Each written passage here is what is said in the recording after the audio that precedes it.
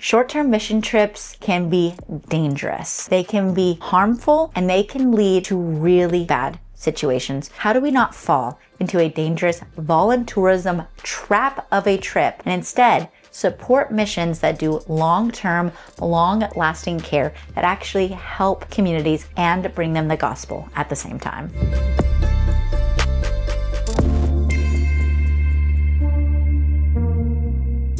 Hi, hello there. My name is Amanda. I'm here to help you understand the Great Commission just a little bit better. And one of the ways we're going to do that is by talking about the idea of harmful short-term mission trips. And this is not just content that I have from myself. This comes from the Bible and it comes from this book called When Helping Hurts. When Helping Hurts is an amazing book and you should read it because there's just literally so much knowledge in this book that really helps you support short-term missions, but not just short-term missions on the international field, how to do local mission work well that actually helps alleviate poverty and not just in the material sense. But if you want to know more about how to do that, read the book. I don't want to give away too much about it because it is a very good read if you're interested in the gospel, spreading the gospel, and doing mission work both on the global and local scales. But I want to talk about one of the concepts from the book because it truly has helped me choose which trip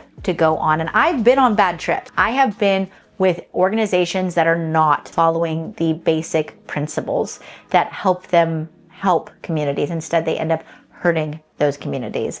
And I've been on trips that have done the opposite. They have done amazing work in that community and I just come in to help them do that work. That they don't necessarily need me, but they welcomed me in to help them and encourage them.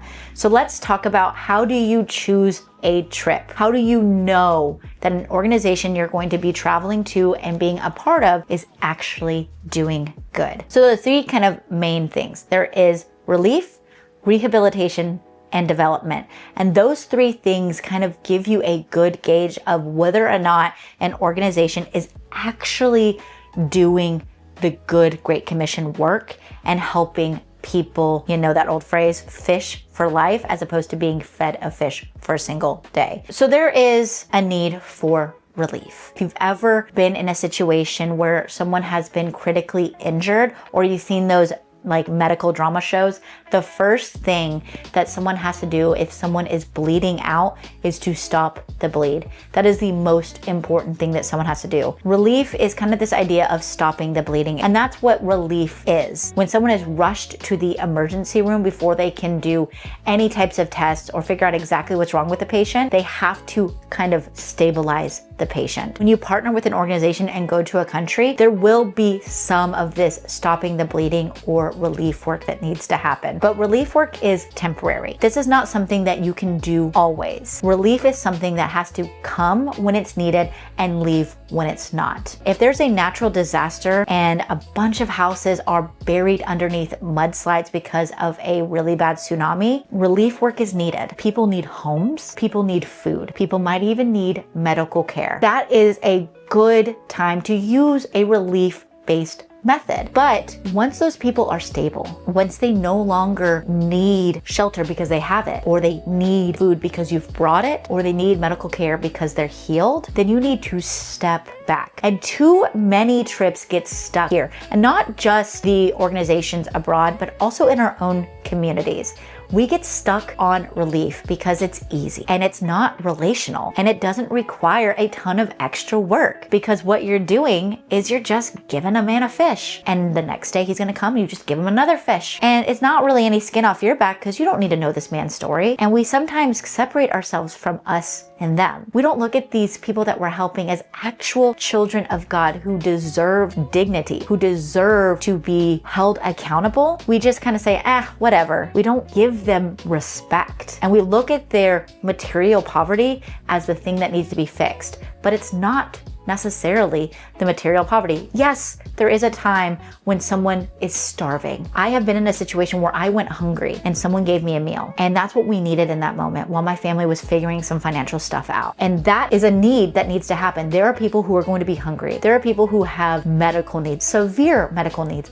There are people who are homeless or displaced. Those people need us to stop the bleeding. But once the bleeding has stopped, once the relief is over, we have to stop giving them fish, and we need to start helping them learn how to fish. Which leads us into the next point, which is rehabilitation. Rehabilitation is all about helping someone not only reconcile themselves to God and hear the gospel and grow in Christ, but also giving them a chance to reconcile with the world around them and themselves. They're able to see themselves as someone who deserves to be taken seriously, someone who deserves dignity, someone who deserves to be taught skills. If someone is homeless, yes, we can feed them. We can give them a temporary shelter. We can say, yes, it is a freezing night in winter. Come and stay somewhere warm for the night. But we are doing that person a disservice if we continue to show them that we'll just take care of them. We don't want to be an enabler. We want to be someone who helps them help themselves. And sometimes that requires teaching them a skill.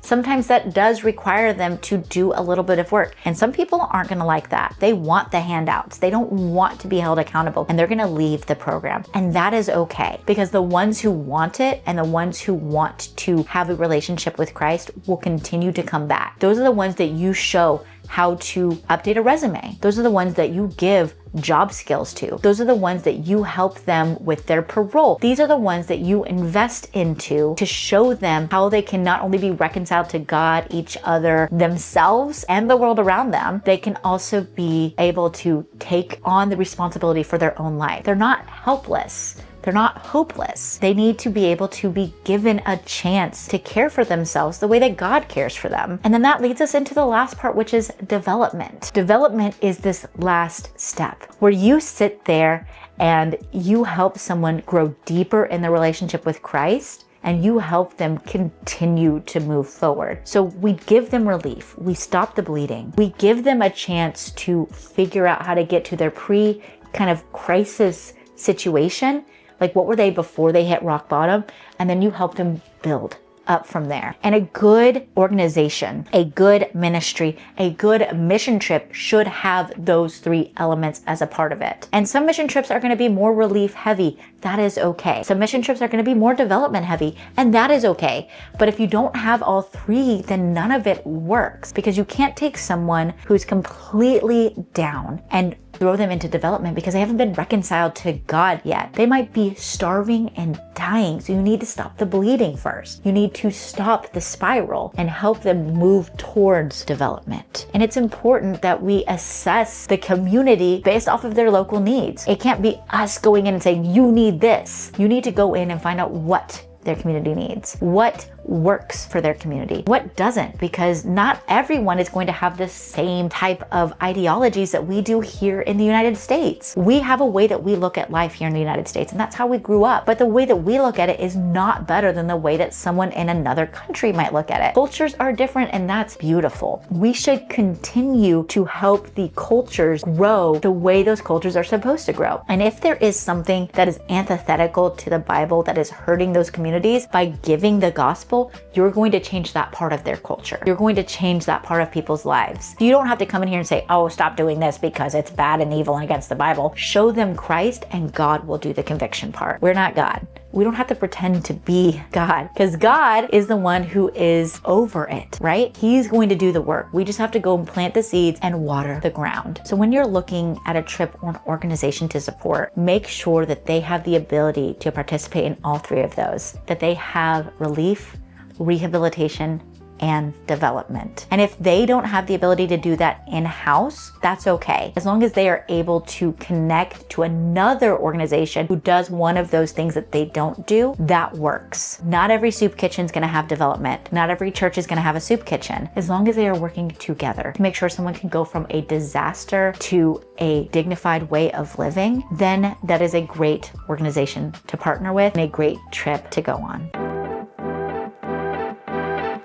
Thank you so much for watching this video. I really enjoyed this video because I know I've talked about this concept before, but this book really breaks it down into easy to digest ways of looking at how to do mission work well on every front, global and local. So please check out When Helping Hurts by Stephen Colbert. It is a really, really good book, and I really suggest reading it. I'd also ask if you enjoyed it, go ahead and give me a thumbs up. It helps me know that you do enjoy content like this and you want to see more of it. And if you would like to, please consider subscribing, because I have some more content that is going to be coming out soon. I have some Bible journaling content, some more mission trip related content. In fact, I'm actually going on a mission trip very soon, and I'm really excited to share some of that with you soon-ish. All right, and now I want to ask you a question. If you have gone on a mission trip who has followed one of those three things, relief, rehabilitation, or development, tell me those stories down below. I want to hear about the ways that God used you